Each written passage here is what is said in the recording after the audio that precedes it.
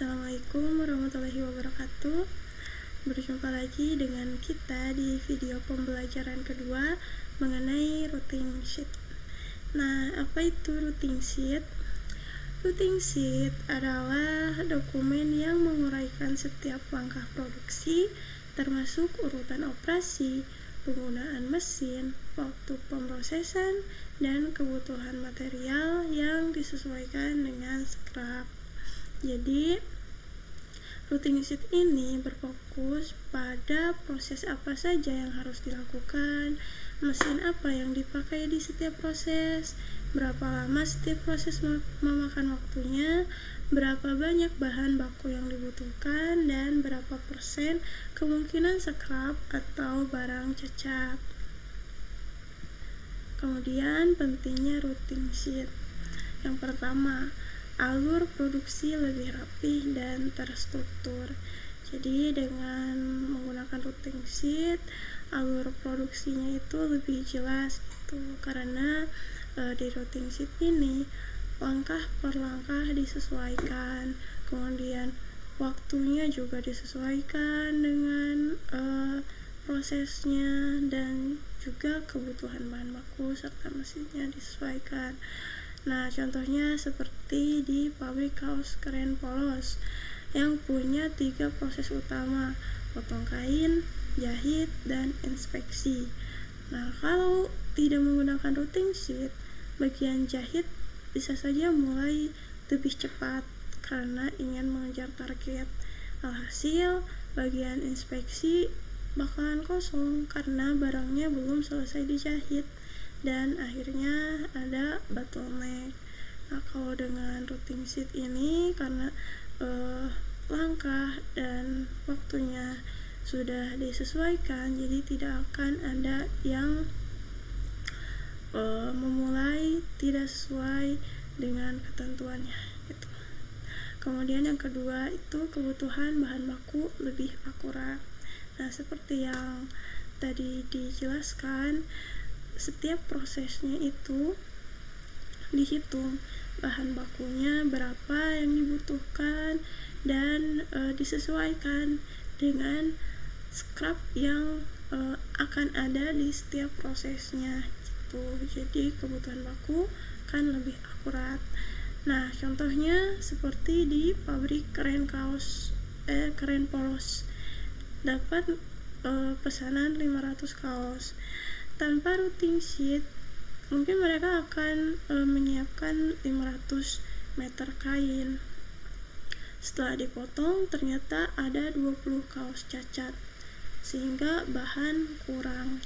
Nah, kalau dengan routing sheet, kita bisa menghitung berapa banyak bahan baku yang harus disiapkan sesuai dengan pesanan dan scrap kayak gitu. Kemudian yang ketiga itu menentukan jumlah mesin yang diperlukan. Nah, kita tahu mengenai kapasitas mesinnya berapa, kemudian target produksinya berapa, sehingga kita bisa menentukan jumlah mesinnya per proses itu harus berapa. Nah, contohnya seperti target produksi pabrik keren polos adalah 100 kaos per jam.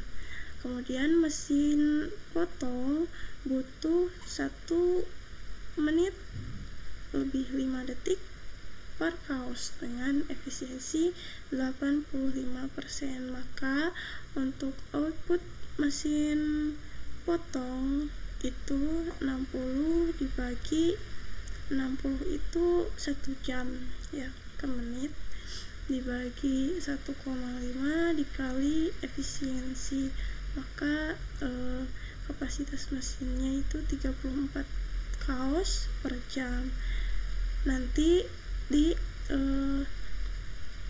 dibandingkan antara kapasitas dan target produksinya.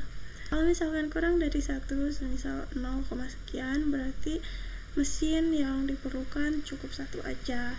Tapi kalau misalkan lebih dari 1, misal 1,2 atau 2,3, berarti itu kita ngambilnya round up gitu, di ke atasin nilainya, dibuletin ke atas.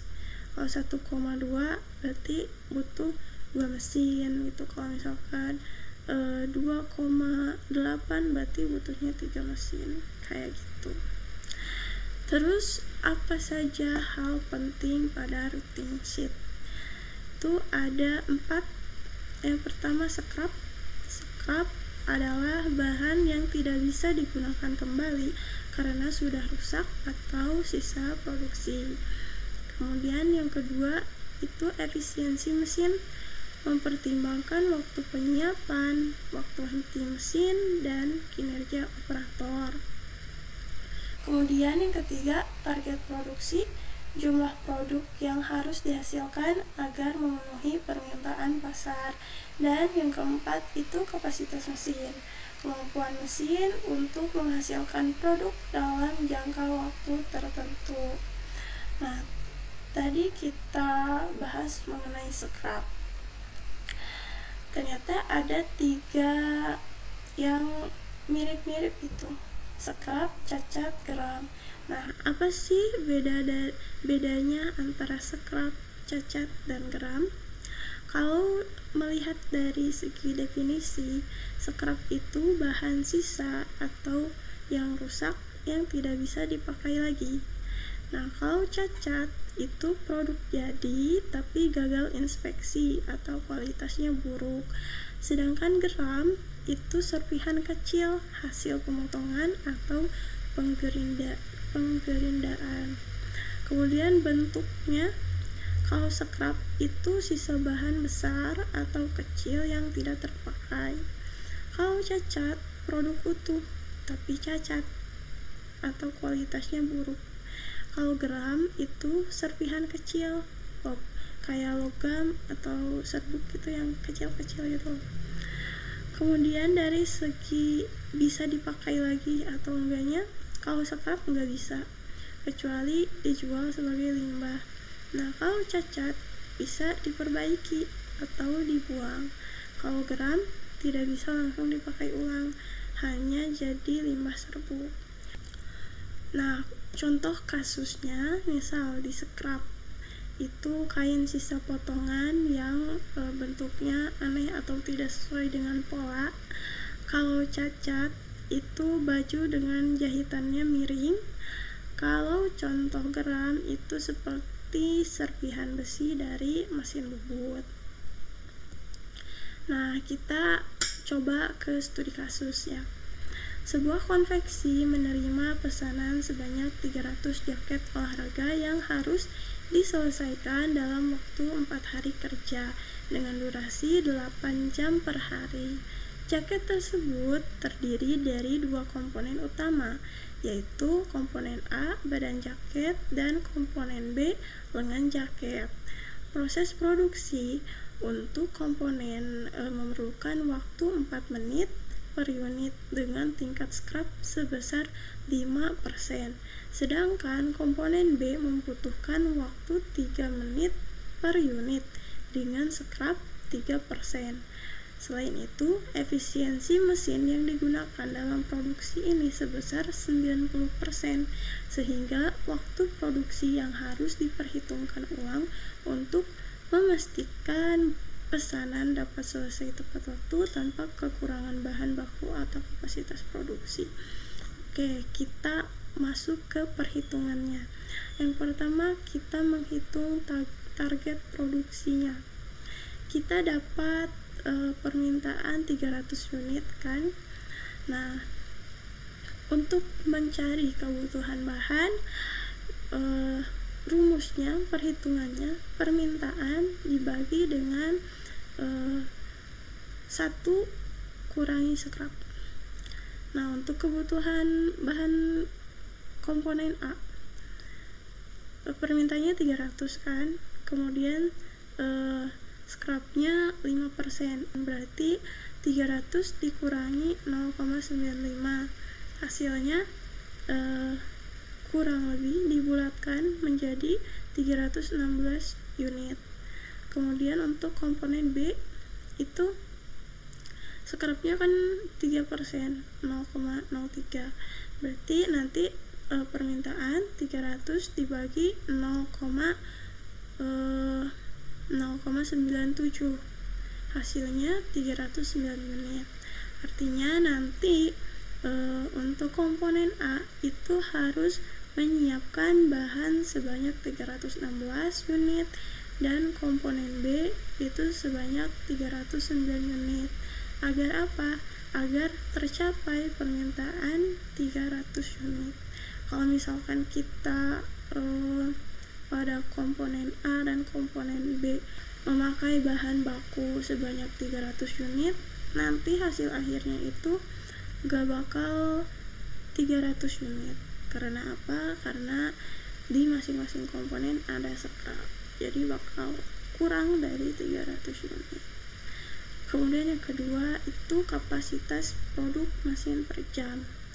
Nah, untuk rumusnya itu 1 jam yang dikonversi ke menit, kemudian dibagi waktu operasi per unit dikali efisiensi mesin.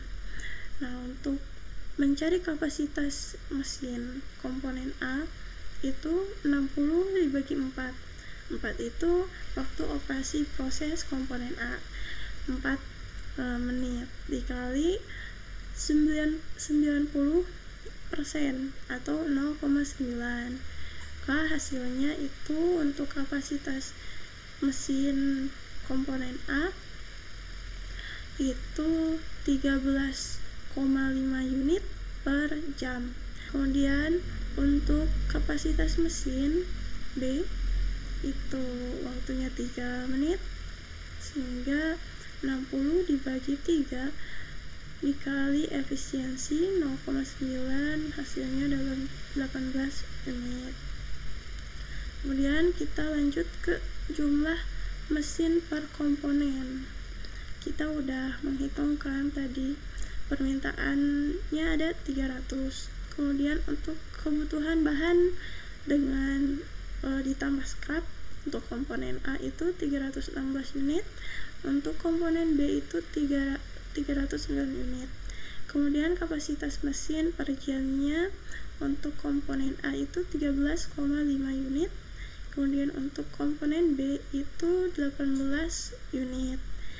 Nah, untuk waktu produksi, karena tadi targeting itu 4 hari kan, dengan jam kerjanya 8, sehingga total jam yang digunakan itu 32 jam.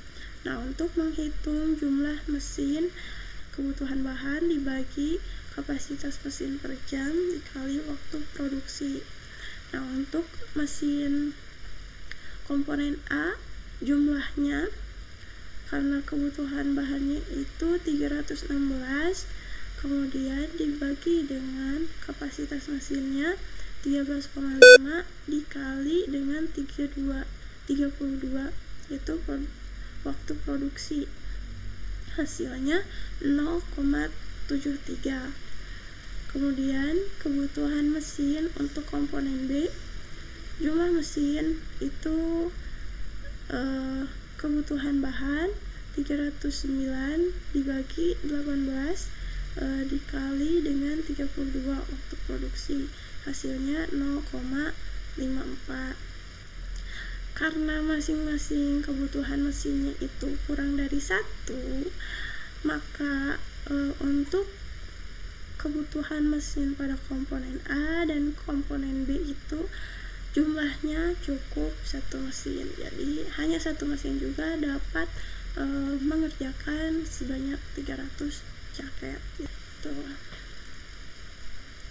Nah, untuk contoh perhitungan selengkapnya nanti akan ada video tutorial selanjutnya.